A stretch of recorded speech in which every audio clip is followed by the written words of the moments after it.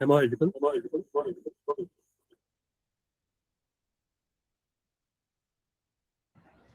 Hello, Dr. Gupta. Your voice is echoing. So, if you could check on that. Okay, okay. One second.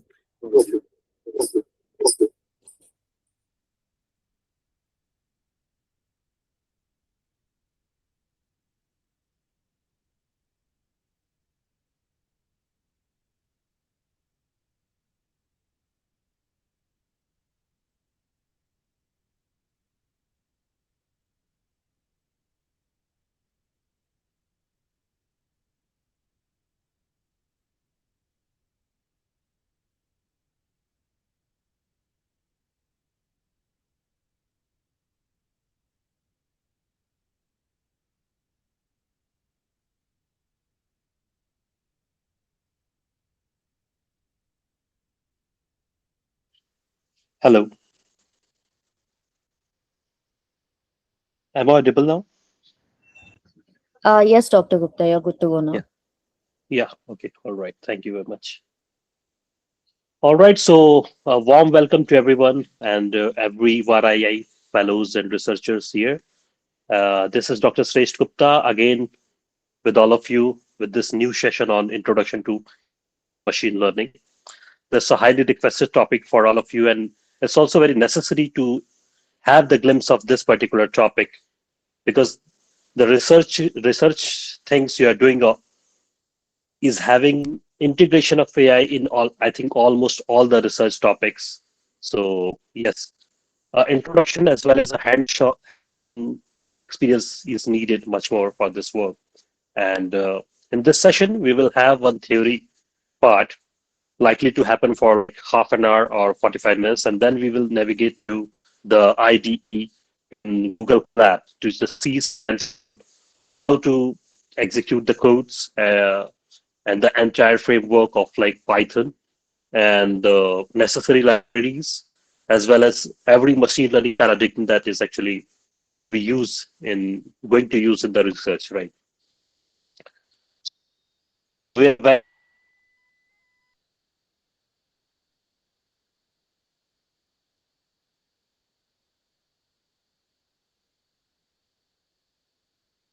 we will all do scratch, so it won't like part of our digital era. You can see the AI tools almost in every laptop and every PC, right?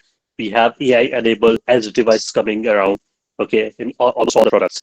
If it is a tablet, PC, laptop, right, in your smartphone. And also it is consuming like many of the markets in the industry, like manufacturing industry, editing, and almost every productive work in the IT, right? And also it's like catalyzing the market and like marketplace, okay, in finance. So have you seen like this in while doing in soft shopping in Amazon? Some recommendation coming out all the time when we purchase like something like if you purchase something like if you purchase a guitar, then definitely a recommendation come out in the Amazon like the person who bought this item also bought like the guitar cover, the strings, right? So this all related items are recommended by the Amazon. Yeah.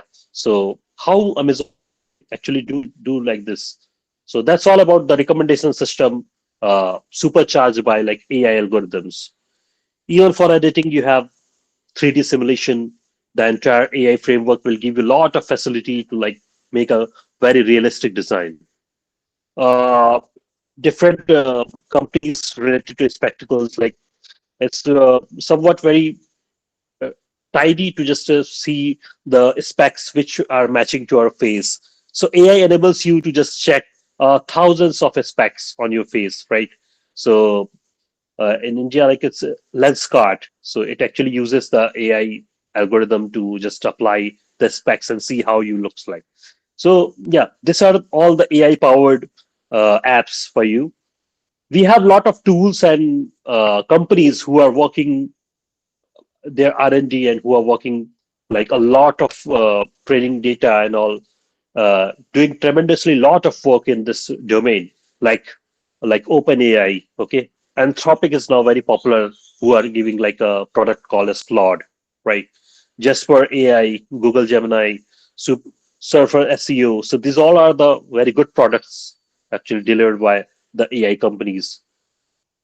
Okay.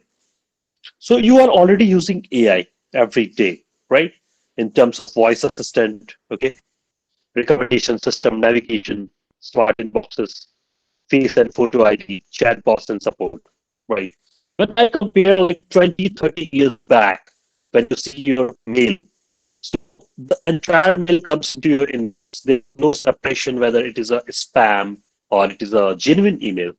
But now we have a dedicated things in our smartphone, in our Gmail.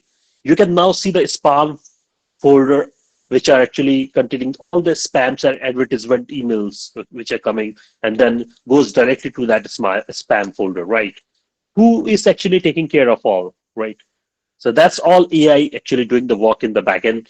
And you have also seen in your smartphones, like when you have lot of pics in your gallery, right? So the particular face detection algorithm powered by AI is actually giving you another very good thing in your smartphone about the section called as people.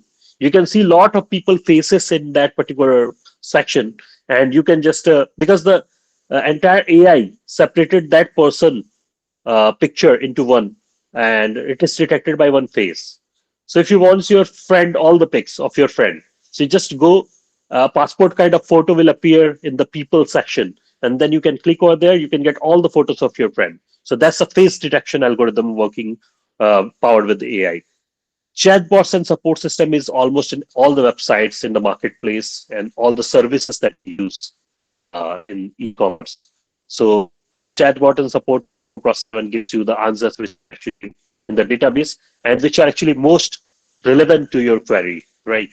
In the addition, okay, voice assistant powered by natural language process, Alex working with the commands, okay, powered by AI. Next, we have this one.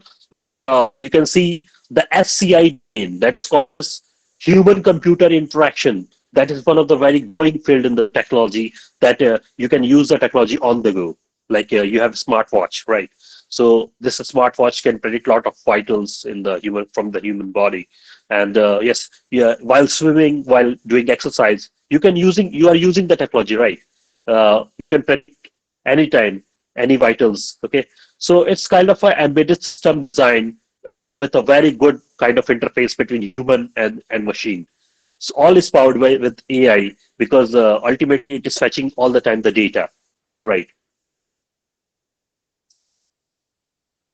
The translation is one of the very good and very kind of useful uh, application of this AI that entirely works with NLP. So this is actually creating a solution for the language barrier across the world. So AI is everywhere, used in the finance, IT sectors, used in the smart agriculture. The farmer are using it for detecting the crop yield and the leaf disease detection and the yes, all of this work powered by AI, deployed in tablet or in the cloud services. Even you can see the Tesla that is self-driving car, and again it is working on like reinforcement learning that we will see later when we actually start learning the AI. Okay, obviously the industry of AI. So this is the growing era of this AI up to Gen AI. So what is that? So this is the complete AI family. So AI you can watch off like an entire umbrella that is well explained in this slide. This is called as AI family tree. The whole global, the very light purple color you can see is AI. Okay, so the broad goal of AI is to make machines that perform tasks requiring human-like intelligence. So, what do you mean by this human-like intelligence, right? Earlier, the programmers were using different type of codes, right, to write any to provide any output using some input. For example, if I tell you to perform factorial of 5, a digit 5, then what you will do? You can make a calculation as 5 into 4 into 3 into 2 into 1, right? That's a very simple procedure to get the output of factorial of 5, right? So if I ask a programmer like to do the coding for that, so see, he or she simply applies the function yn is equal to yn into yn minus 1 into yn minus 2 into yn minus 3 till it comes to 1, right? So it's a simple formula that we know, and we apply it to write a code. And when we simply give the input, it will provide the output. That's so simple. Okay. So this is the particular task. Okay. That does not require like human intelligence. It's just like a multiplication task that is actually programmed, right? So what is actually human kind of intelligence or human kind of thing or task? Okay. So let me tell you, like, if I want to have a rating of a movie or web series, if I ask my friend, yeah, please, Sam, tell me, these are the list of 10 movies. Which movie you want to see? Like, which movie you recommend me that I should see in my leisure time? So what he will do, he will see. He already watched all the movies, right? So in his mind, he will recall all the moments when he saw that movies, right? So he will rate the entire movie, entire list of the 10 movies into like 1 to 10. Okay, on the basis of his emotion and his connect with the movie. Okay, so this all emotional and mixed with like a emotional thriller and what particular things triggered in the mind when he saw that all 10 movies, this all gives him to come in a conclusion that yeah, I should provide a rating of this movie that's 7 out of 10, this movie 5 out of 10. So accordingly he will rank this movie and tell me, yeah, this is my recommendation to you. So this particular task, if you see carefully, does not require any kind of mathematical formulation, right? Because it does not have like any fixed thing, and it is also not actually one subject independent. If I ask another female friend like you, just tell me a recommended movie out of this all 10, so his perspective will be different than male friend, right? So accordingly this particular decision will change. So this is called as human like decision, a kind of a recommending something, right? Or predicting something, okay, or classifying something. So these all tasks are regarded as human intelligence task. And if you want to mimic that particular entire thing into machines, then it is called as artificial intelligence. So simply, if you talk about all the technologies that actually govern this kind of task, which actually requires human-like intelligence, these all are called as AI. Comes under AI. Okay.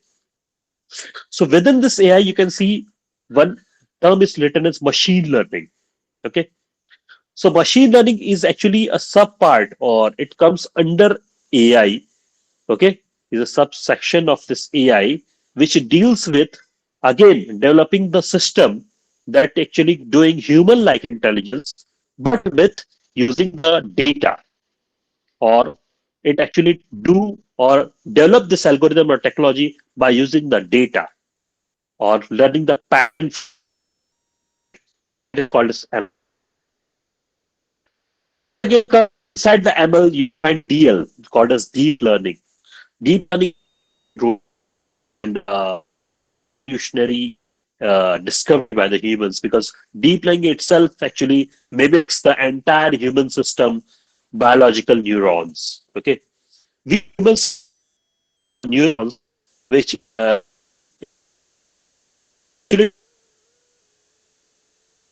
body. Okay, the main uh, function is maturity. When you think either you are very okay. So at that time, when you are infant, your biological neurons are all completely empty.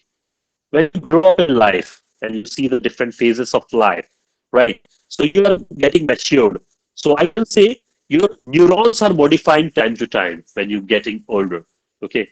So as modification of this weights of your neuron. So similar way, if we can develop a system where instead of having biological neuron, we are having artificial, we can able to develop a human-like behavior system in the machine. So this deep neural network is nothing but a system neural network neurons that are also called as person. Okay, so I'll explain you later also about this. Then deep doing a lot of tasks to the era of generative AI, in which we are using a lot of applications and which are making us more productive in our field. That is called as Chat GPT and this all. Okay, so that actually does not only predict or only classify, but it also going to generate the data for you in terms of images, in terms of text, or auto suggesting you the further future predictions. That is also done by the generative AI. Okay, and now we are living in the era where we have agentic AI, okay, who are doing our work. Okay, so agentic AI is actually the kind of a peak of this new technology where agentic AI do everyday tasks for you. Like for example, a normal chatbot or agent or normal AI will do the thing for you. Like if you ask him to book a flight for you, okay, so he will book a flight for you, the agent, AI agent, okay, and when the flight got cancelled, he won't book another flight for you. Okay, the task is done when he booked the entire flight. But agentic AI is doing magical things. It books a flight for you. One agent will book a flight for you. Another agent will see whether, for all the time, whether the availability or if the flight is got cancelled. So when the flight is got cancelled, it it comes into play, and now its role is to again give the feedback to the first agent, and first agent again book the flight for the person, right? So this is how agentic AI do the work for the humans, just like a normal agent for us. Okay, human agent for us. So here are the definitions. Okay, artificial intelligence. We already learned this definition. Like we need to develop some systems that actually mimic the human intelligence. ML is a again subset of AI that actually making algorithm with the use of data in the form of images, text, sound, and all. So here I was telling you about the traditional programming versus machine learning.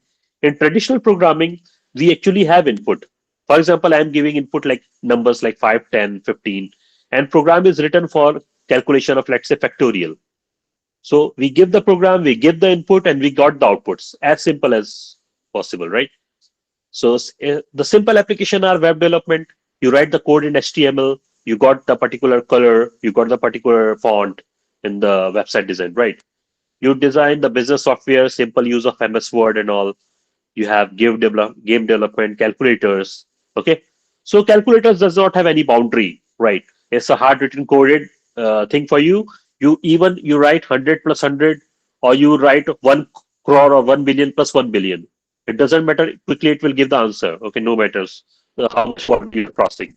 But machine learning here is a new concept where you know that you have the input, but you also know the output. So when you want to correlate the input and output, the machine learning give you algorithm for that. So in traditional programming, you actually have the program, you write the code, right? And you give the input, you got the output. But machine learning gives the entire code to you. It generates code for you, depending on what output you want from the input.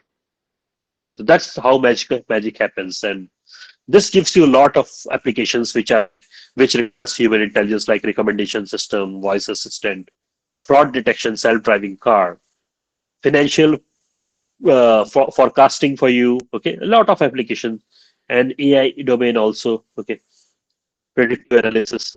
Okay, computational biology. Yeah. So these are the tasks that actually handled by the which cannot be handled by the hard-coded programming. that is recognizing humans and objects, understanding human speech.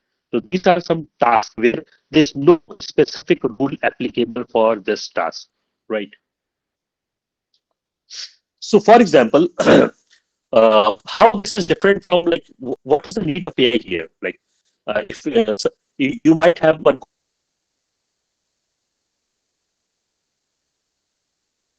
question like like you are like I'm saying one more, like I'm giving a concrete example to you, or I'm giving a concrete example for this subject. Okay, so there are two meanings, right? For this, we can say that if this is called as the meaning for this subject. This is concrete also belongs to cement, right? We call concrete as cement structure, isn't it?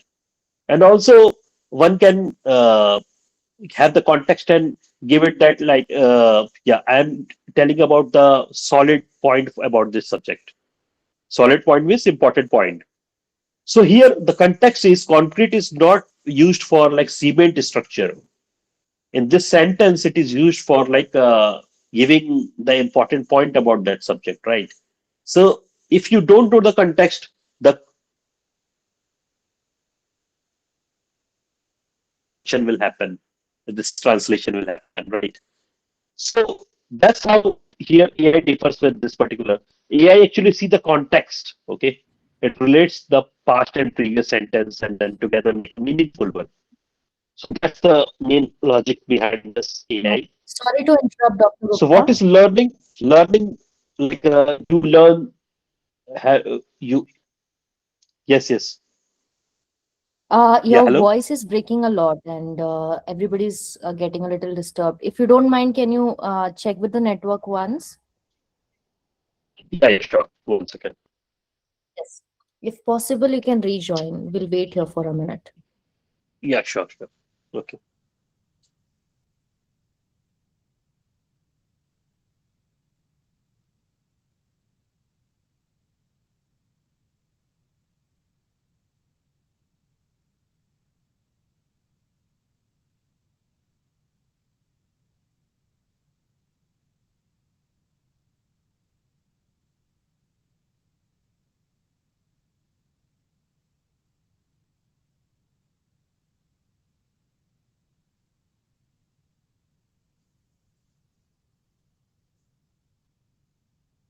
Yeah, now am I audible clearly? Yes, it's better now. Yes, thanks. Yes, so I was just giving the explanation about what is learning, right? So learning means like what we humans do learning. How we do learning, like when you are starting the learning about how to ride a bicycle, simple. So in such a scenario, how you do learning the bicycle, you simply go to like taking one bicycle and then start learning uh, taking the seat, okay, driving it like taking the handles together. And during this time, you fall a lot, right? So fall a lot means actually you don't know initially anything. You start learning and you are just getting guidance from someone like your dad, okay, or someone, your brother, your sister. And then after a certain point, like you start first like paddling the cycle, and then slowly you got improved.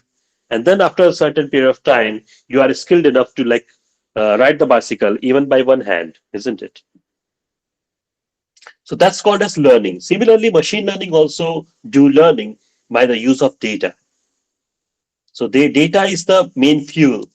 So a very famous scientist in AI era is actually uh, he said that like electricity, AI is the new fuel for this technology, similar to electricity. Okay, so yes, that so the data is actually the new fuel for it. Okay, so that's how learning definition was given for that. Let me just share you. It's lost here.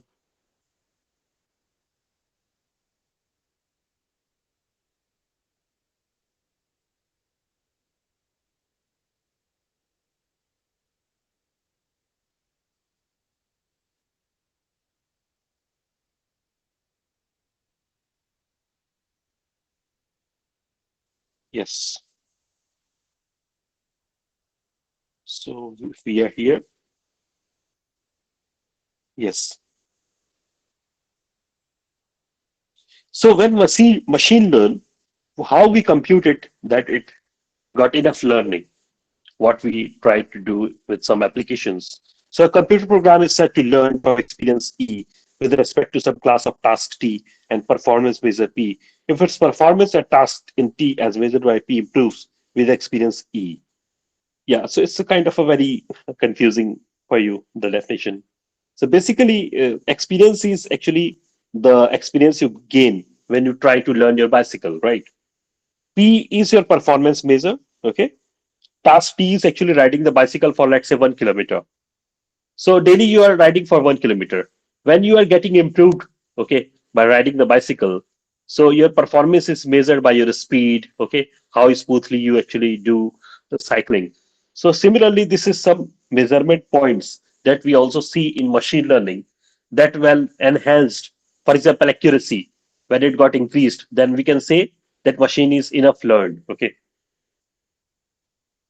Now there are like something which actually we want to convey about, like there are different types of machine learning that we are going to learn, and also we will see its application in also in the collab about how to write programs for supervised learning and all. So there are three kinds of learning that we actually learn in machine learning. First is called as supervised learning, another one is called as unsupervised learning, and third one is called as reinforcement learning. One by one we will see, and the associated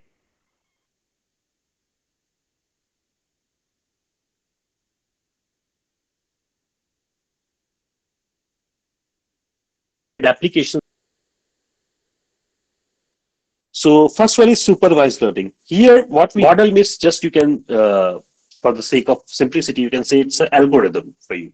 Okay, once this model training is done with lot of labeled data, okay, then you can get the predictions. Okay, and prediction between these objects like square, triangles. Okay, so what's labeled data? Labeled data means here we have different shapes of the data. For example, it's square, triangle, hexagon. So these labels are associated with each figure. So when your model is actually training, model will learn, yeah, the lot of data is coming out for labeled triangle. So it will automatically learn that, yeah, triangle has three sides, isn't it? The square has four sides and hexagon has six sides. So it will learn the pattern that is coming from the data. So after giving a few data samples, like lot of data samples with this machine learning model, it will train automatically that, yeah, these are the number of lines, connecting lines for that particular shape. So once model is trained enough with this particular pattern, when you give them new data without saying the label to it, for example, you are giving a square and triangle, then model now is in the position of automatically tells you, yes, this is the square and this is the triangle.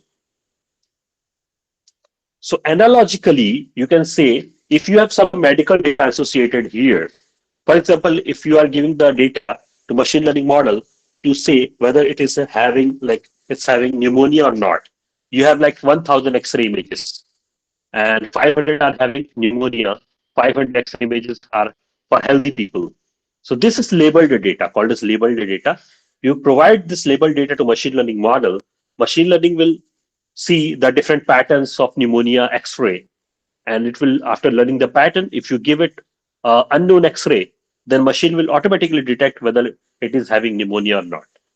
Okay, as simple as that. When you talk about, so this is the supervised learning theory. Okay, label you can give lot of label. Like if you are giving a image of a cat, you are calling the label as cat. Like for example, this is win a free prize now. So this particular thing you came out to see in mails. Okay, so this is called as spam mail. Again, if you want a three-bed house, 1,200 square feet, and it is labeled as this price.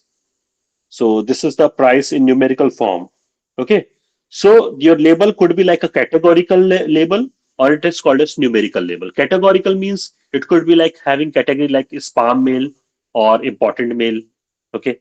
And when you talk about numerical data, numerical label, then it is called as price of some house, okay, or temperature in terms of 32 degree, 30 degree, 12 degree, okay, and also some category like healthy, non-healthy, okay, diabetic, non-diabetic. So this kind of all labels are here.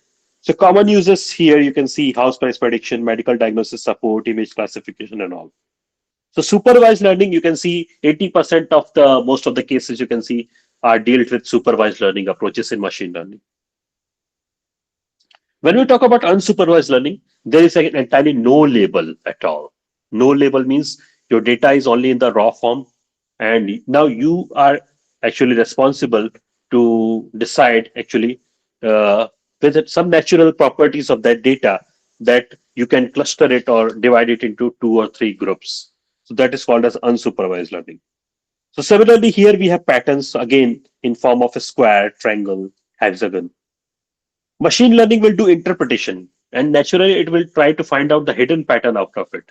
For example, in a bucket, you will giving two kinds of ball. One is red ball and one is yellow balls. Okay, there are 40 red balls, 50 yellow balls. Machine learning will see the patterns associated with red balls. Yeah, these red balls are looking red. These are having red pixels. Okay, and yellow balls have yellow pixels. So naturally, you haven't tell the machine about this color, but machine decides by itself by watching it. So that's called as naturally dividing the data into two or three or multiple groups as the user wants.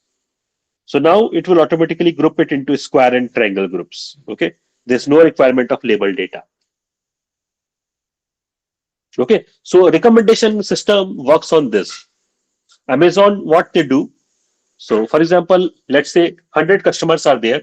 100 customers has bought like 100 smartphones, and they have seen the pattern that 90% of the people who are actually purchasing the smartphone also purchase the particular safety cover for that smartphone. So what they are doing, they are taking the pattern of that data and they are recommending that particular cover to the new customer that are coming around. So that's called as unsupervised learning algorithm and recommendation system. So here, discovering the new patterns and dividing them into groups. So this is called as your unsupervised learning. Next, come to reinforcement learning. So just remember two examples for this, which are key examples. One is called a self-driving car, okay, and another one is actually the games that you use to play in your PlayStation or wherever in computers. So like chess, okay. So here reinforcement learning is a very special kind of machine learning algorithm which actually learns from the environment, okay.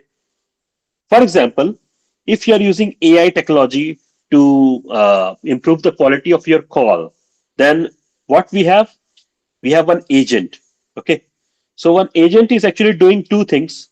When there is some improvement in the machine, then it is actually rewarding that machine with some this reward, positive reward. Okay. When there is no improvement in the machine or there's negative improvement, then it is giving negative punishment and giving the negative reward, which goes as a feedback to the machine and try to improve itself in this cycle. Okay, so with this cycle, this agent is doing this thing in the environment, and then machine is actually improving time to time. Okay, just for very good example for that. For example, you are actually playing the chess. The chess, when you take one step, okay, with any player, now machine will do lot of checks here. It will try to provide all the possibilities of its all steps by their players, and internally it will automatically like for example, if it is actually increasing the queen, okay, or king, then it will see the consequences. If the consequences are negative, then it will provide the feedback that no, we won't actually do this particular step. Okay, and when it sees the maximum improvement for any step out of all the possibility, then it will just choose that particular step to go forward. So in this way, this entire system works. Similarly, the self-driving cars also work like that. It goes on the road. Whenever a block will come, it will reduce its speed. Okay, and whenever there is some sort of like a disturbance coming out in the car while driving, or it is misclassifying, then agent will negatively punish it and giving the system a negative feedback, so that for the next time machine will improve itself and does not do any kind of this mistakes. All right. So what exactly is the ML model? So we are going to deal with three kinds of data for this machine learning. Okay. So the first one is called as 1D data.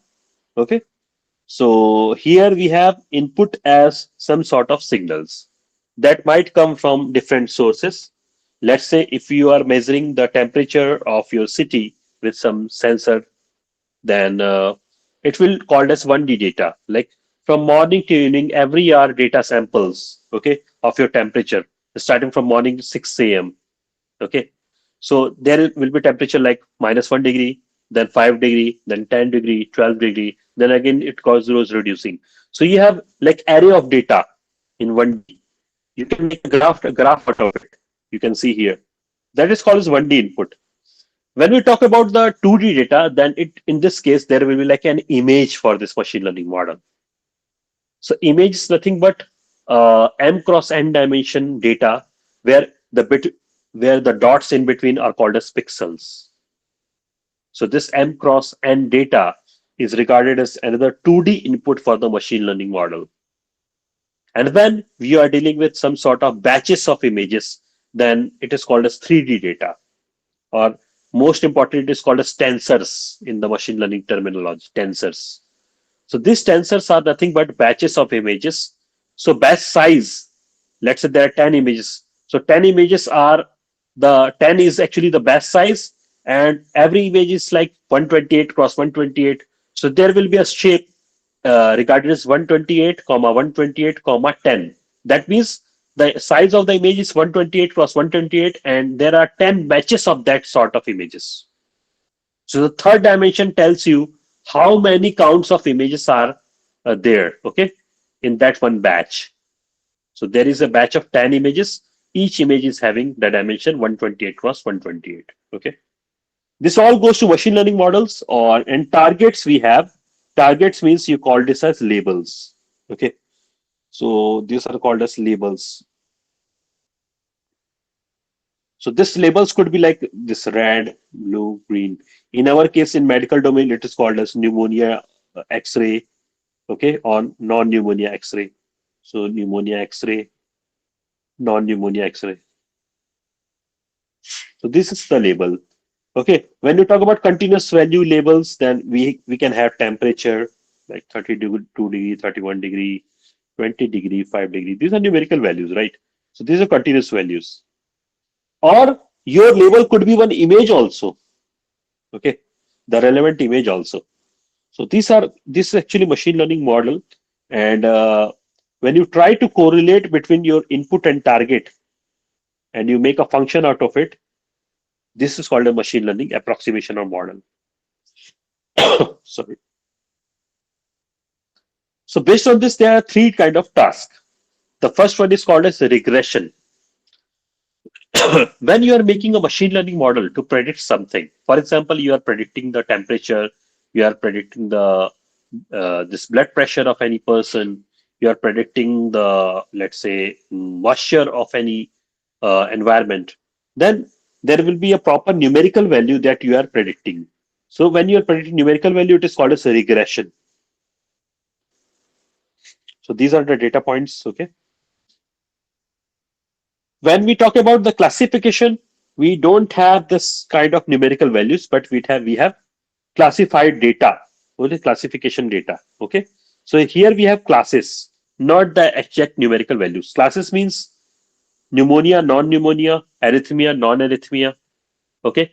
And a lot of, even it could be like multi-class. Okay. Multi-class means, for example, severe diabetic, mild diabetic, and no diabetic. So these are three classes for medical domain. If you are talking about the blood pressure classes, then again it is hypotension means low BP, normotension means normal BP, then pre-hypertension, little bit BP elevated, stage 1 hypertension, high BP, stage 2 is very severe BP. So these are classes where you classify that particular data in one of those classes. And we have clustering. Clustering means grouping the data into one or two groups based on some same looking pattern between this. Okay. So these three are actually the major applications in your entire research. Okay. So till now, whatever I told, is there any doubt to anyone? Like, if you can ask immediately in the chat. I can see the chat.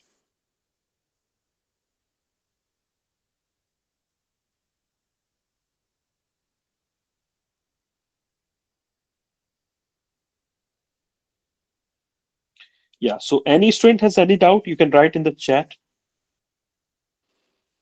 Yes, Natik is asking, sir, how can we implement agentic AI in research and analysis? Yes, agentic AI you can implement in research and analysis, but not immediately, but when you train a model. So once you train your model in the for your particular application, you can use the further agentic AI to just give some kind of generation based on your diagnosis. For example, you diagnose the diabetic now, okay? So what physiological changes has actually happened in that person or in that signal that actually causing the diabetes, right? And what are the solutions for that? So agentic AI can immediately give solutions based on the severity of diabetes in that particular person. Chris Lito, is clustering a type of unsupervised learning and classification is supervised? Clustering is basically, you can see clustering is grouping the data. Grouping and classification both are very different thing. Okay. In classification, let's say, for example, temperature of Canada is right now, let's say 2 degrees Celsius. So when we are trying to classify the temperature into like three classes, let's say low temperature, medium temperature, and high temperature. So high temperature consists of 20 degree and above, and a medium temperature 10 degree to 20 degree, and low temperature minus to 0 or 1. So when your machine learning is actually grouping the prediction into one of these classes, then it is called as classification. But you are when you are telling about clustering, it is actually grouping the data. Okay, grouping the data. You haven't told like the data about any label, or haven't told that this is actually like a temperature of this environment or this particular area. You just given the particular raw data. Now it's up to machine that it will find some pattern and group the data into two, three different parts. So that's how clustering actually happens. Even in the Amazon, I was telling the example about like cover, like phone cover. So apart from phone cover, there can be multiple recommendation the Amazon can give. Like it can give the recommendation for purchasing earbuds, right? So that is different from like classification. Classification is limited to like two or three class, five class, but clustering can be go beyond that. Okay. Any other further doubts? Like,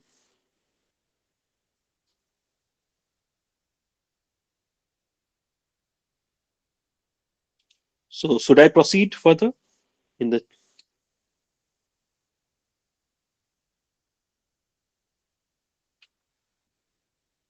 All right. So let's move on to like our topic.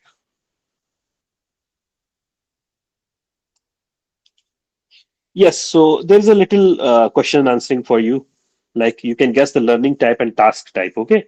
So here there are a lot of questions. You need to give whether it is supervised, unsupervised, or reinforcement, or also you should tell the whether it is regression, classification, or clustering. Okay, the first one. So who is going to answer? You can answer in chat. An e-commerce company wants to divide customer into groups based on their purchasing habits and browsing behavior. So in what particular task it will come on?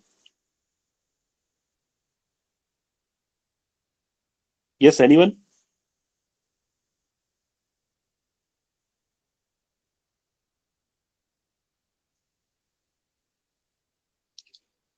Yeah, please answer in the chat.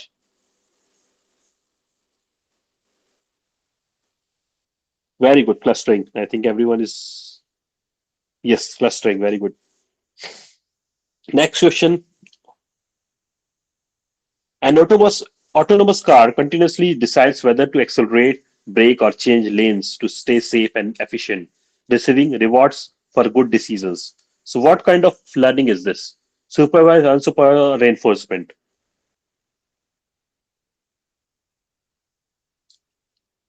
Yes, please give the answer.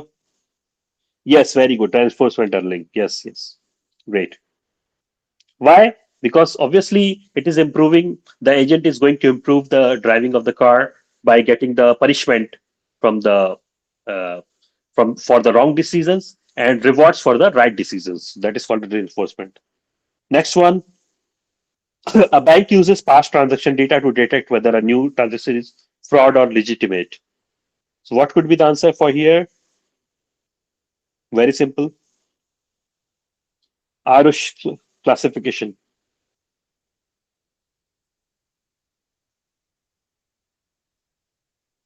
Yes, anyone else?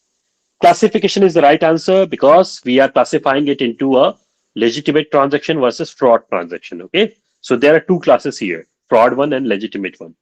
So legitimate ones means there will be like a proper reference number, everything like, okay. And fraud transaction means definitely it is asked from some like suspicious accounts or whatever the patterns are there for fraud transaction. Next one, a smart grid system wants to predict the electricity demand for the next day based on the time of day, temperature, and past usage. Electricity demand. So what it is predicting now? Yes, answers. Yes, regression. Yeah, many of you are writing linear regression, not necessarily a linear regression. Okay, we will see linearity is not always actually necessary.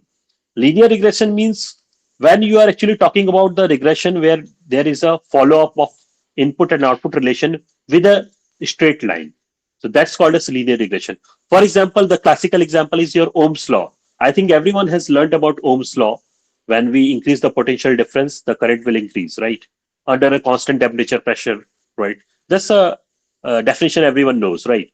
So this Ohm's law follows the linear proportionality. Okay, so that's not necessarily linear, but yes.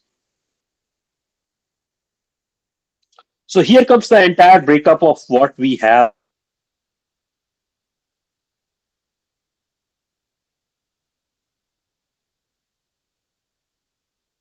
like two classification and regression. So these are the names of the algorithms that we use in our research. Uh, Near Bayes, very basic, decision tree, support vector machine, random forest, k nearest neighbors. So explanation of all these algorithms are beyond this. Like it actually requires a month of like a session for to complete this. Yeah, even 1 week is actually enough, but still a lot of. So here you just know the name of this. Okay, we will see the intuition later when we get some more opportunity for the workshop. Okay, now how to build a model and how to evaluate whether my model is correct or not. So for that, we have a lot of data with us. So what we do, we actually split our data into three parts. First is training set, validation set and test set. Okay. So training set is what? Okay, 70% of data we use for training, 15% we use for validation, and 15% for test set. Okay. So it's just like you can understand this concept like this. Like for example, uh, you have some syllabus in your class, like if you are in 8th grade or 9th grade. Okay, let's say teacher teaches you out of 10 lessons, it will teaches you 7 lessons. Okay, so 3 lessons are very much related to all the 7 lessons. So 7 lessons are actually taught by your teachers. So these 7 lessons or units or 70% of your syllabus are called as training data, in which you are able to learn from the teacher, right? And then uh, 15% of the data means 15% of syllabus in between the classes or in between like few weeks, the teachers keep asking you the question from that 15% syllabus. Okay, the teacher not taught you like that particular unit, but it is they are asking the questions from that 15% syllabus which are related to that 70%. So actually teacher is validating whether you are learning or not. Okay, so that's called as validation data. And when there is will be like end of the entire year. Now it's come to your final exams. So how your final exams happen? It is completely unseen questions you are getting from test set, and whoever is performing well, that particular student is called as well trained student. So similarly here we call this well trained model because it is now giving good predictions. Okay, so model can be like this three kind of classes: underfitting, good fit, and overfit. When you have like very low in data in any medical domain or financial domain, low data, you are trying to train the model, and when it is underfitting, then in that case it is not having good training accuracy, and also it will fail in test also. Well, you have low in data, but you are training the model with the same data and try to give the same data all the time. Okay, so model is actually memorizing that data too much, and then in that case, that model only learn the data that you had given. So for any new data that you are want to predict from the model, that is entirely get failed. So test accuracy failed a lot. That is called as overfitting. But you are in the good fit, means you have lot of training data to train the model, and you have given all possibility of data to the model, then model will perform well in both training as well in testing. So that is called as good fit model or just right model. Okay,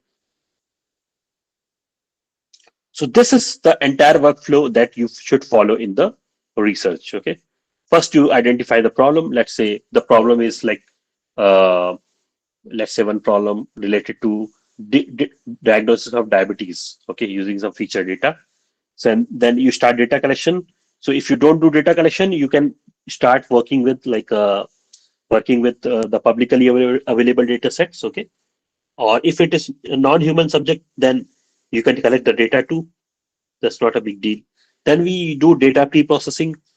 That means removing the data which are irrelevant, which are corrupted, which are not relevant, or which are having the very extreme values which are actually not possible. So that all data should be discarded in initial state. Then we start feature engineering. Feature engineering means, what is feature engineering? Feature engineering means you have to extract the relevant things from your data that can well correlate with your target. Okay. Let me tell you one classical example for that. Okay. For example, in the lab, you are collecting ECG of one person. ECG look like this. Okay. PQRST. Okay. This kind of waveform. Okay. So this is for normal person, healthy person. So when you are having some sort of arterial anomaly, let's say arterial fibrillation, then this particular P wave got diluted or diminished. So this kind of pattern will be for arterial fibrillation person, means one who is having some heart anomaly. So what thing you can see which is differing here is the amplitude of this particular P wave, right? So you have a lot of data with this person's and for this person's. So when you are actually given the signals, you can take out this particular part as a feature. So you will make one feature table: feature 1, feature 2, feature 3, feature 4, and here you have target class. So you will collect the amplitude of this P wave. So let's say amplitude is 2, okay, and 4, 5. When you are, these are for healthy class, healthy class, healthy class, healthy class, okay. When you are going for like arterial fibrillated one class, so here the amplitude is very low. So you'll find that amplitude is here 0.5, 0.7, 1.2. So this kind of is for arterial fibrillation person, right? So here you can easily see the pattern. Amplitude is actually high for normal one, but low for this arterial fibrillation one. So machine will now uh, detect this kind of pattern, and this feature will come in the machine learning model, and the machine will predict whether it is a healthy person or not healthy person, right? So this is called as feature engineering. You have to see what things are changing a lot with that particular class. So that thing you can take as feature. So similarly, you can see other biological correlation and you can take F2, F3, F4, means other features like feature number 2, feature number 3, feature number 4. So when it is called as now feature table along with class, this thing you are providing to machine learning model, and machine learning will learn the pattern from this feature table, and now it is able to distinguish between this particular two classes. Okay, model tuning means you are actually tuning the model, means changing its parameter while validating it so that model become more improved while validating it. And finally, deployment means you are actually deploying or placing your final model into some particular platform like in your app or in your cloud so that prediction can happen in a product level. So I think that's clear here. Okay. Now let's move on to 1 second. Yes, the confusion matrix, your model report card. How you know like your model is actually good? So we have this particular confusion matrix kind of thing for us. Okay.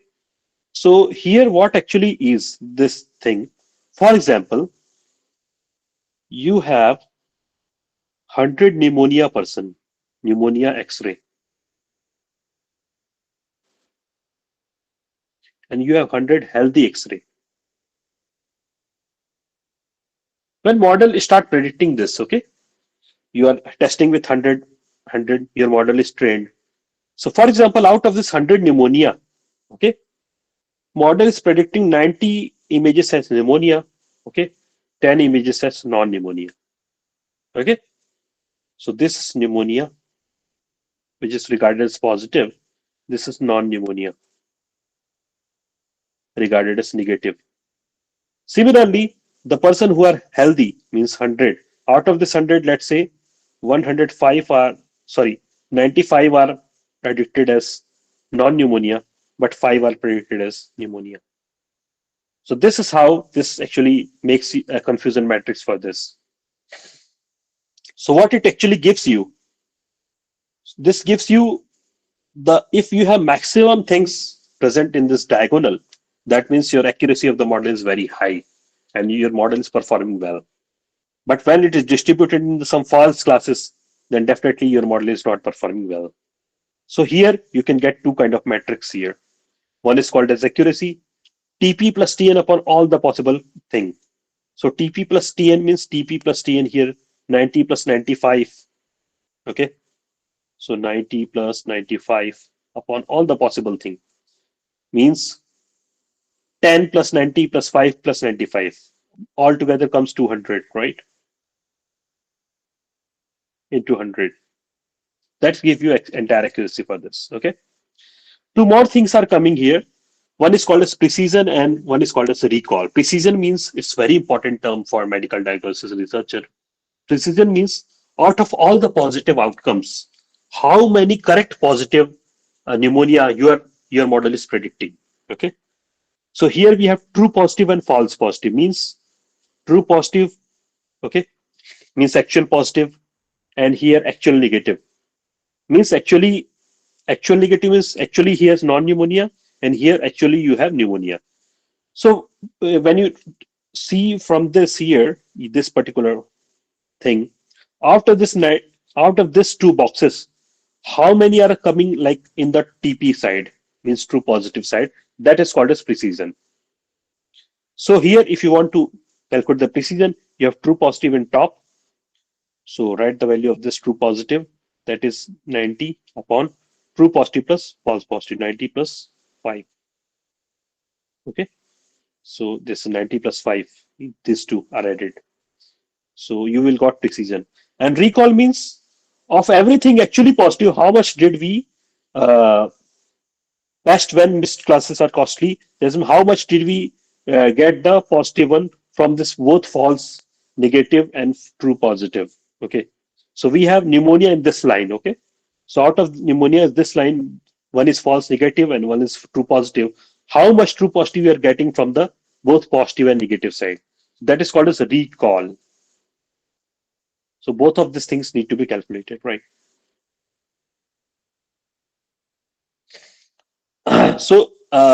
Classical example for you: TP, FN, FP, and TN is given. You have to calculate the accuracy, precision, and recall. Okay. So please make this numerical done and give the answers in chat. I'll give you like 5 to 6 minutes. Then we will start our hands-on session.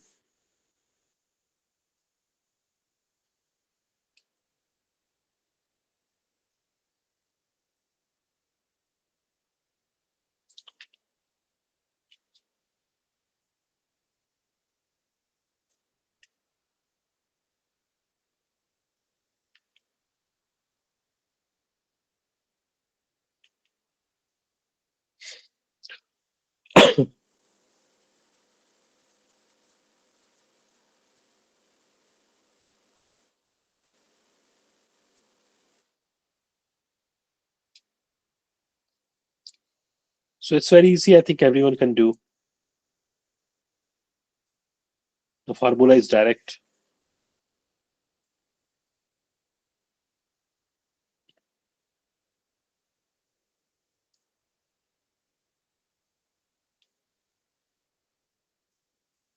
Yeah, very good, Natik.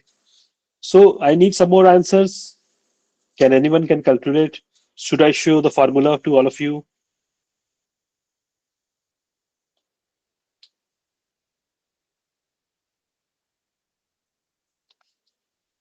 Yes. Okay. So just note it down and see the formula here.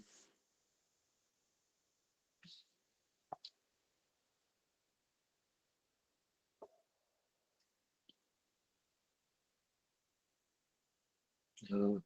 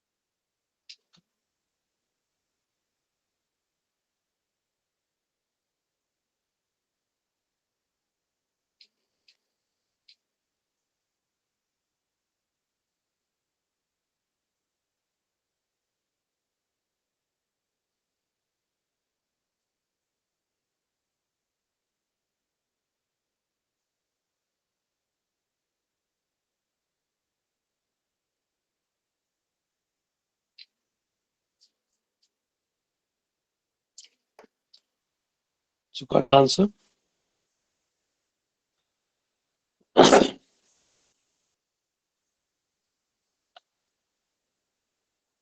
Yes, great. Many of you are giving good answers. Like, yes, correct. So accuracy 94, precision 67%, recall 80%. Yes, I think we can apply confusion matrix to every type of ML model, but only is this for classification. It is a metric for classification because we are counting how many of outcomes are coming in which class, right? So it is not for regression. So regression, there are other metric. Other metric means for regression, we have metric like in regression, you are predicting some numerical value. For example, you have true temperature, you have predicted temperature. So for example, true temperature is 25, you are predicting 25.4. Here it is 30, you are predicting 29. Here we have like 19, you are predicting 21. So here we actually calculate mean absolute error. What is actually this? So you subtract this, okay, and get the error out of here. So here we have 25 minus, so here we got like minus 0.6. Here you got 1, right? Here you got minus 2. But we take absolute value, so we take it as like 0.61 and for minus 2, we write only 2. We add up all of this and divide it by 3. So then it's called as mean absolute error. So 2 plus 1 plus zero point 0.6 upon 3. That is called as mean absolute error. So this is the error we actually calculate in the regression task. And this confusion matrix is for classification task because here we have classes, right? Pneumonia, non-pneumonia. So if it will be a 3 classes, then there will be a 3 cross 3 matrix, like diabetic, moderated diabetic, severe diabetic. Here also diabetic, moderated one and severe one. Here there are true labels. Here we are predicted labels. So similarly that we have seen earlier. Got it? So yes, I think is my calculation is wrong, or the key takeaway about this is actually one thing which we are getting low. Okay, so that actually give you the entire performance of your model. Okay, so when you have imbalanced data or something wrong with your model, that actually reveals by some either by precision or recall. Okay, always high accuracy is not the good thing for model. Okay, models should also give good precision and recall too. Okay? That's why this is needed. Now for hands-on, we actually work on the thing called as IDE, called as integrated development environment. Development environment. So what is IDE? IDE is basically, for example, you use Paint, MS Paint for what purpose? For art. Okay. So MS Paint will provide you a lot of features like brush, okay, all the libraries of colors, brushes, erasers, and everything.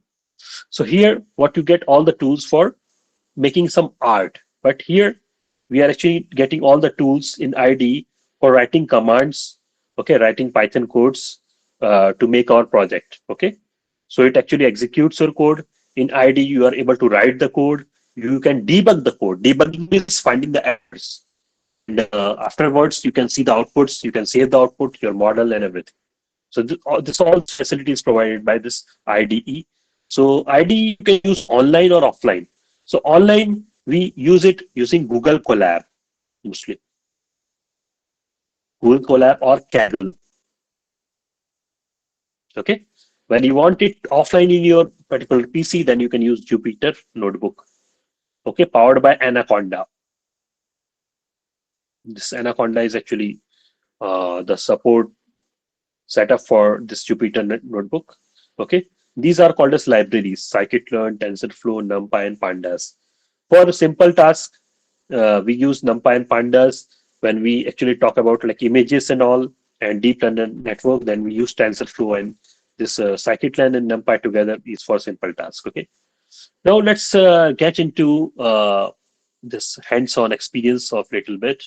Okay. So what I did for a hands-on, I prepared one entire Python notebook. Okay. So this notebook you all can upload in your PC in your Google Colab, and you can run along with me so that parallelly you can understand the things that what is actually going on. Okay. So let's do one thing here. I will share the Python code directly in the chat. If you all can download and upload it in Google Colab, then you can see the codes inside that notebook. Okay, so let me share it with you.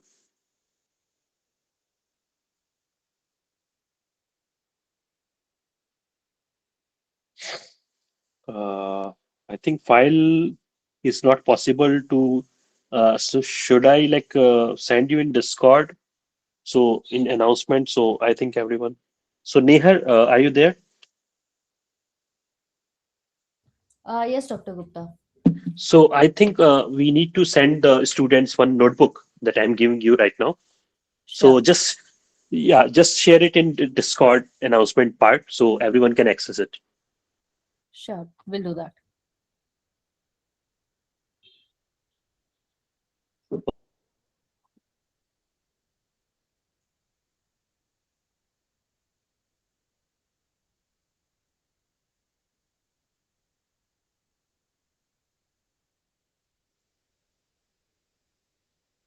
Just uh, just download the particular code from that.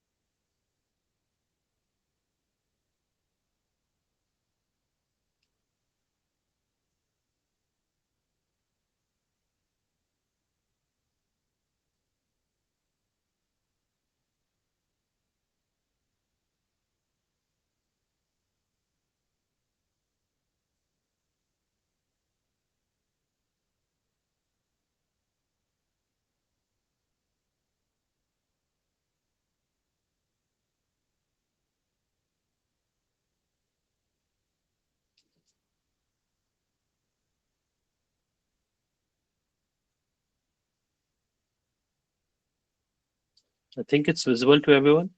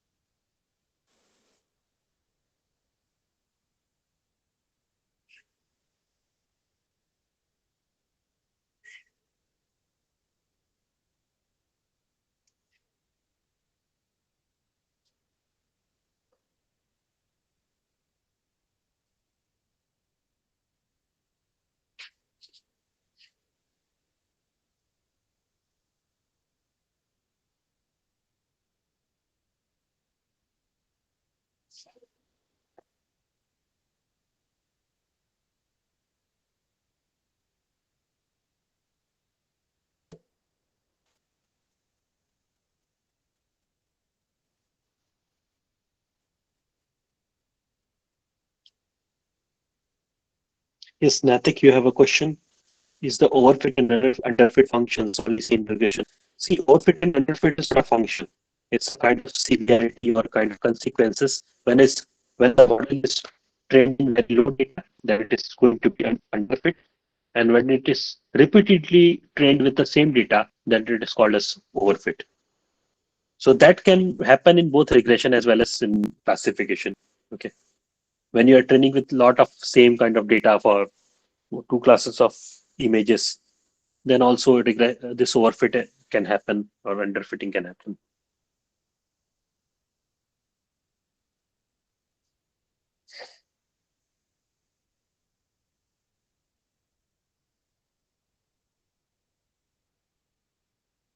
Okay, let me share you all in Discord.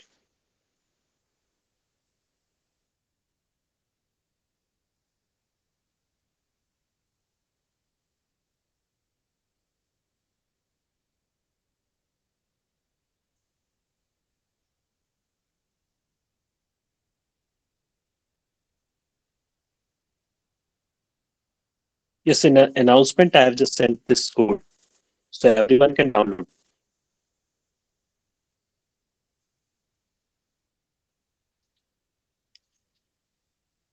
Now everyone can see in the announcement.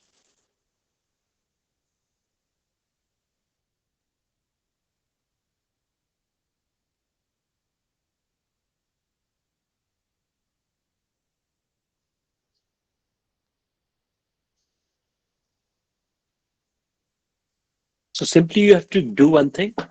Uh, you just go to the collab and then simply upload it. There's upload option, and then just where you have downloaded, just click over there in that code. It will automatically upload it in the notebook, and then we can use directly.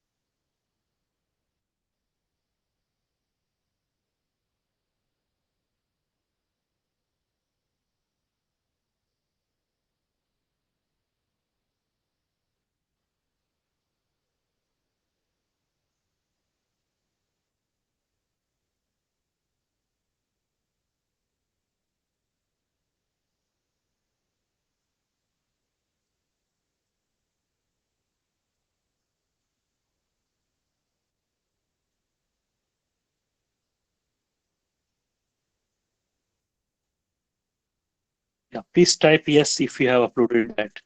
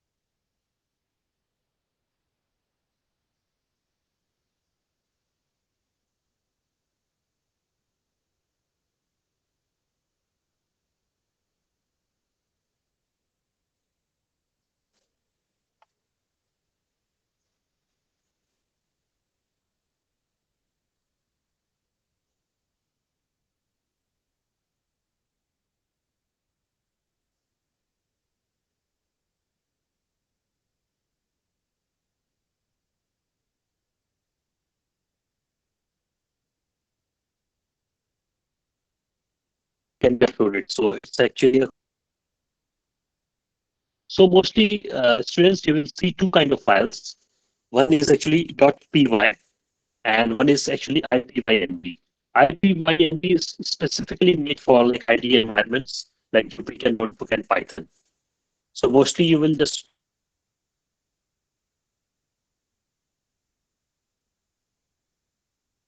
collab, okay, any ID, even in the Visual Studio Code. Okay, okay. Visual Studio Code means that is actually very lightweight and also very useful and also freely available. That also you can use for like execution of this Python code, right? Apart from that, the very friendly is actually the Google Colab because it has already pre-built some of the things which are already installed. Okay, so that's very portable and easy to use. So it can also be used in tablets and like as devices sometimes when you are in hurry or on the go. Okay,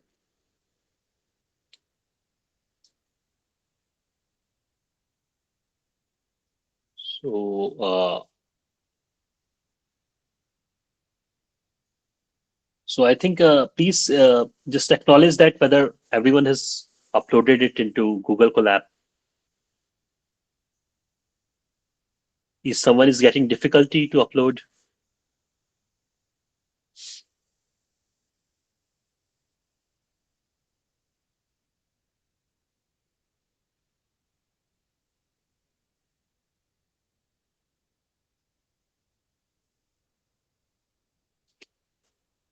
yes, please tell me, like, then immediately we should start the hands-on session.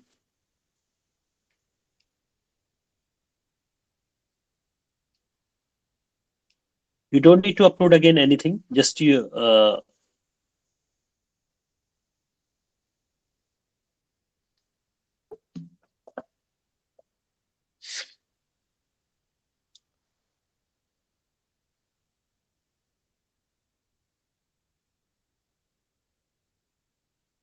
okay, that's great if everyone has uploaded it. And we will move to Google Colab. So if someone is actually not getting access to Google Colab or if their PC is restricting, then you can use another browser. So in Edge browser or Safari, whatever. So let me show my screen, then we can.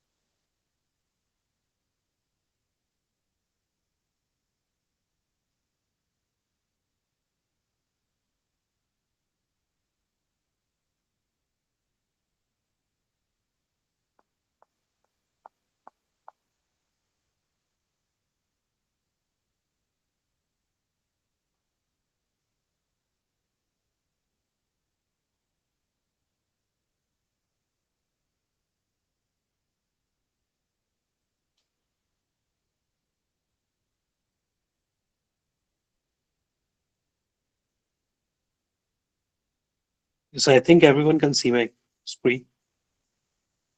Yeah, so this is the Python code. So you can see the cell over here.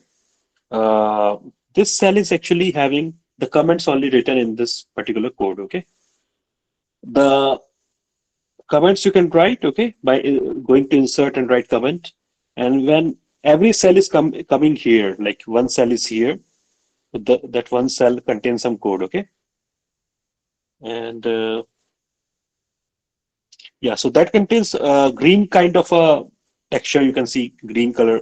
So these actually, when any code you actually type hash, then that is actually regarded as the comment. Okay, and after that, if you write directly, so that is called as particular command. Okay, that is going to execute it.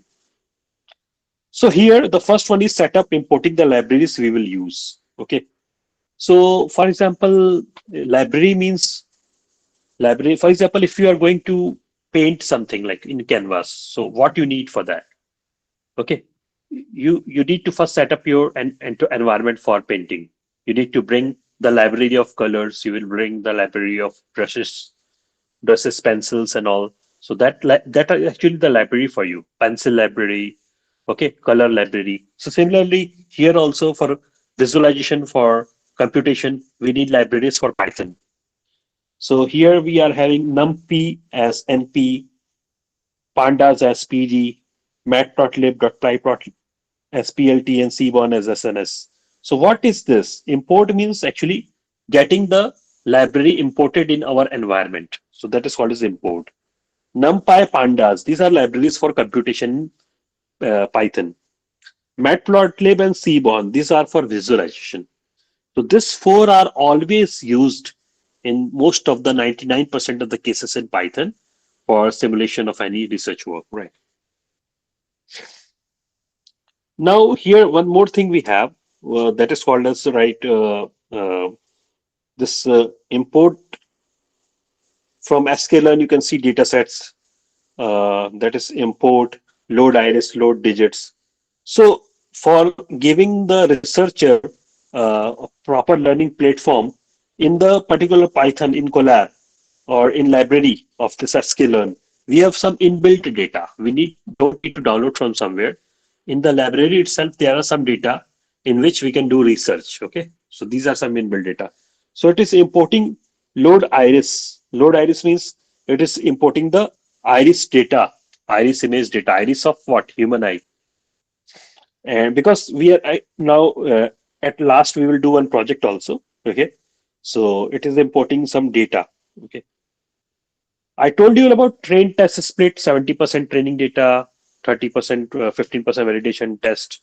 So for training test splitting, we are actually using this train test split. Okay, and then rest of the thing I will tell you later.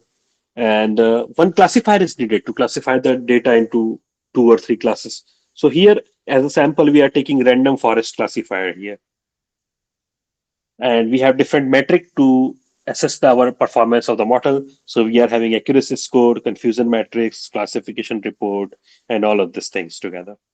Okay, so these top four are actually the bigger library, and the sklearn is actually a tool from where we are importing this all kind of things like this uh, evaluation metric and classifier, train test split things, all the tools. Okay.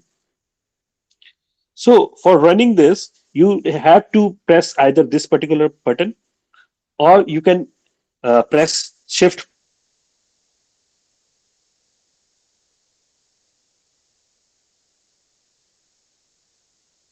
you're using Windows. Then this output can be seen in the bottom side. Okay, like output, what we are printing here, print option is there, like you also did in like C library and all. So that means you are printing. So library imported successfully. It's written over here. That is actually the result that we got. Okay. So you can print anything that you want after execution. Okay. So we have these versions here. NumPy version is 2.0.2, Pandas is 2.2.2. Okay. Let's go to the for like, next, Python and NumPy basics for ML.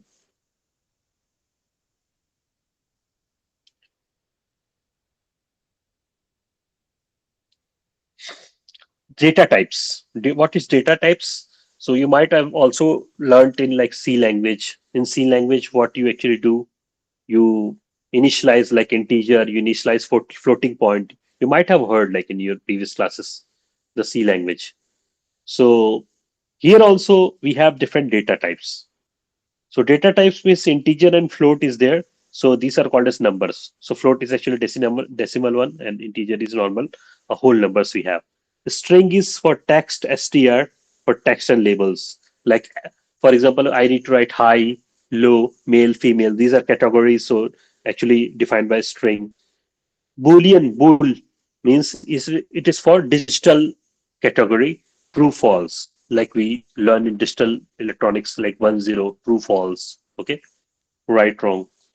List we have order, like a mutable collection like 1 2 3 and 4. So this is the list.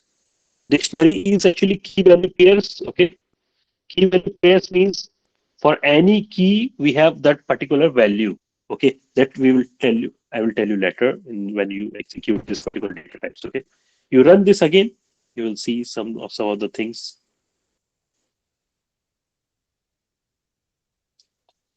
So yes,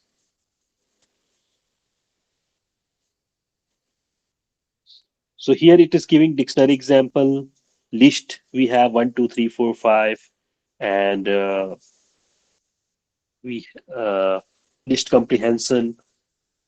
Dictionary example is given. Let's go a little beyond and see.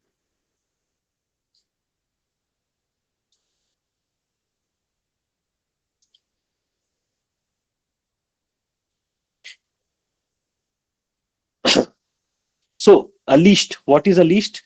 A list is actually a collection of numbers which are actually closed within this bracket. So you can see in this particular code, list A is given as 1 2 3, list B is 4 5 6. Okay.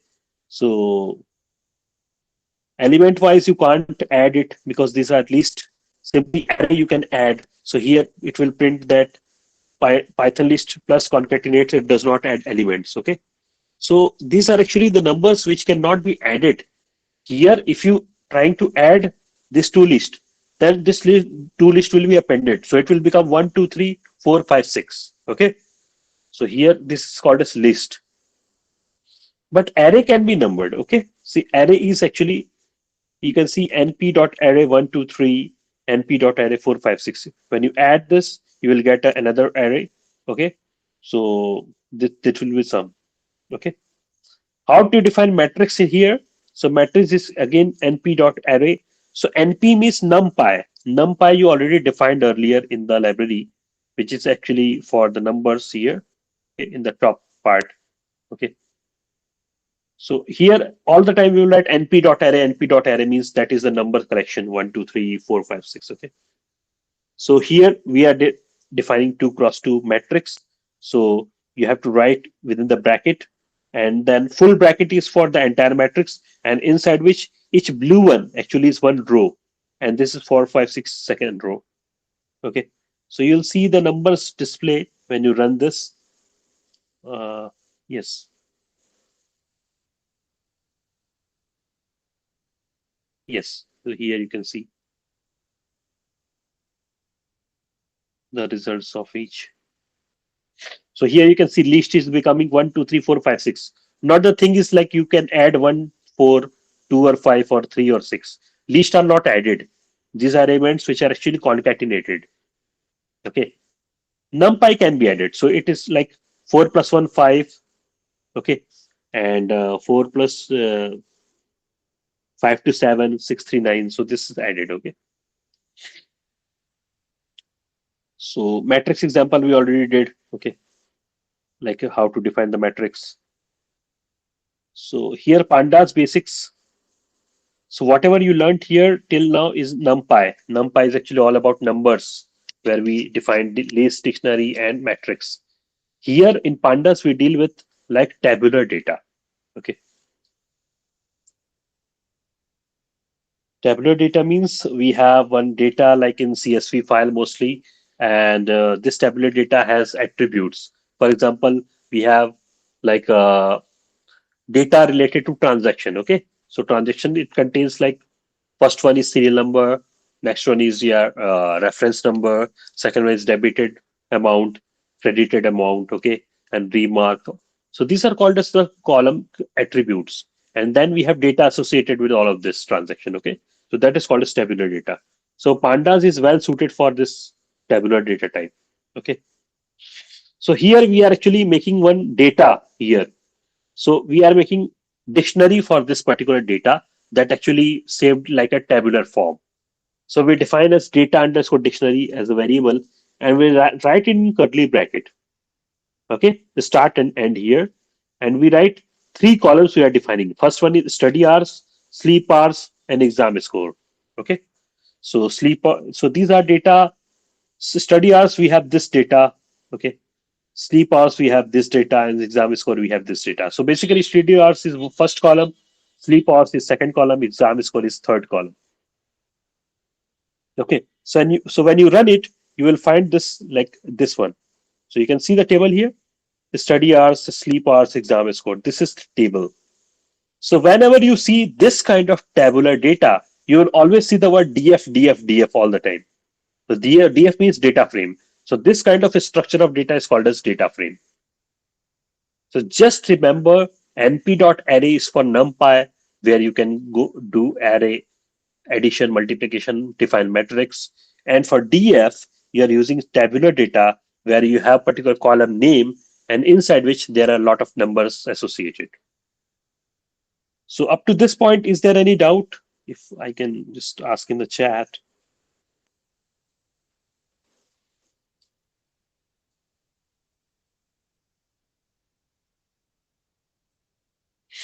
Natik is asking, sir, is the data already there in the file? No, data we are creating right now. Okay, and for the project, we have inbuilt data. So inbuilt data, we will use it and we will make the project. We are not downloading anywhere. Entire thing is in notebook itself. Okay. So is there any doubt up to this point? Anyone?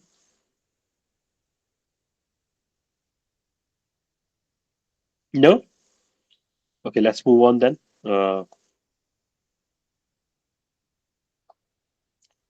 So up to this point, we understood the pandas basics, and let's move on. So for example, you have any data, okay? Like you have a big Excel file and you want to see what are the attributes of this data. For example, you have a lot of MB of like Excel file and you want to see the top three sample of that data. Okay. So you can type this particular part, df or whatever the variable name is there, df demo.head and three. In bracket it is three. So it will show you three particular samples of that particular tabular data. Okay. You want to see a particular column and its content, then you can directly write the name inside big bracket. So for example, you want to plot the exam score written over here, so you can just write in big bracket exam score, so it will give you all the exam scores together as output. Okay, let me show you what are the results for this. Okay, so first three row you can see 0 1 2, that is coming out for this data. A single score like exam score, you can see coming out here. So you can use this particular commands to access any particular section of your this tabular data or pandas data. Okay, so you can run and see this thing.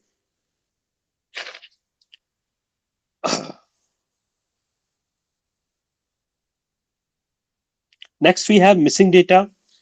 Now comes to the part of pre-processing that I was telling you. Pre-processing means you are, let's say you are a data scientist, you are given with lot of data with you that have like a lot of Excel files, and it might contain that the one who is making data in hurry can like missed some data, skipped some data, or the one which is having not a number value.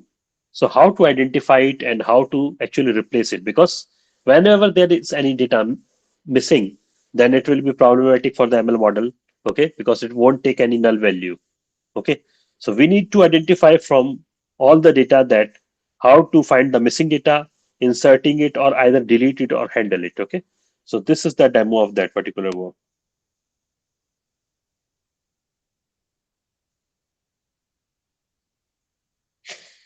So actually, we are making one data set out of here. We have like this rows in which intentionally we had make like nan nan means not a number value or empty value here. In the third row, in third column, fourth row, third column, and the seventh row, second column. You can see nan values here in the output, right? So how to detect this? Okay. So for detection, you use like you ask like your name of the variable is df underscore missing dot demo underscore demo. Okay. So this is the name of the variable, and dot you will write one command is null, means is any of the data in that particular column is null value. So if there are null values, then it will show you some output. Okay, let's run this and see the output. We have three null values, right? Here, there.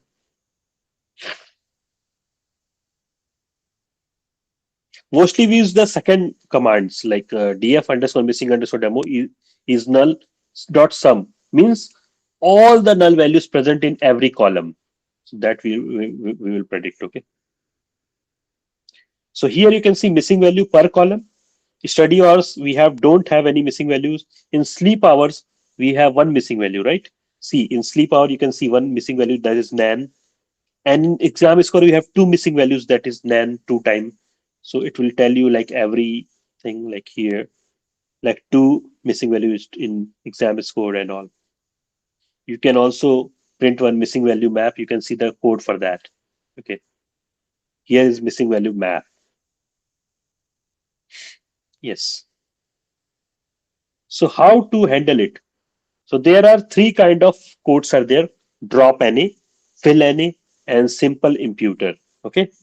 Drop any means you will entirely delete that row or column with which is having missing value. Okay. And if you apply fill any, that means the missing value will be replaced. Okay. By taking the mean of or average of all the values present in that column. Okay. So better to replace with some average value. That will be most correct one. Okay. That you can do with this commands. So after you run this, you will get your nan values are the deleted. Okay. So here, if we delete that nan values, we are left with only few rows, which is not having nan values. Okay. When you use fill NA, you will get all the seven columns originally present in the data set, but for the nan value, you will insert it with some mean value calculated over here. Okay. And yes, so that's the whole part of like missing value thing. Okay. Nehar, are you there? Hello. Yes, Dr. Gupta, I'm here. Yes, yes. So I think that's too late for two sessions because I think the students might get like Uh, little bit yes. yeah. Yes, yes, because Uh, theory and as well as hands-on. So let's begin it or continue it in part two whenever we get time. So we'll continue with this notebook and I will complete it within 1 hour. sure, we'll do that Yeah. then. Okay. Yeah. And So meanwhile, and they can practice uh, the these things. yeah, just Yeah. 1 second. Students who require the notes, just ping me in Discord, tagging me. I'll share you all the details. And by tomorrow morning, the recording should be available for those who would require it. Yes, Dr. Gupta, you can continue. Yes. So, students, till now in hands-on, we completed the with importing all the libraries, right, required for a simple Python project, and also we did like watching like NumPy library and Pandas library for tabular data, and also just to give you the commands for this missing value and all this insertion for pre-processing. Now the things are remaining a lot of like for visualization and all, then our final project. So I think this explanation, as you are very beginners, so I think part two is needed for this workshop. So we will continue this hands-on in the part two of series. Okay. So definitely we'll end up in that part with some good project. Okay. Then you will clearly understood the particular flow of this ML work ये खत्म हो रहा है मैं with नहाता हूँ. research. Okay. All right. So I'm signing off now, and yeah, if you have any doubt, you can just also text me in Discord. Okay. Yes, Dr. Gupta, thank you so Yes. much. And Okay. thank you, everybody, for joining and being with us for almost 2 hours now. We Yes. will get back to you regarding the part two of the session. Hopefully, it will be somewhere next week. Thank you so much, everyone, again for joining. Thanks. Bye bye. Take care, everyone.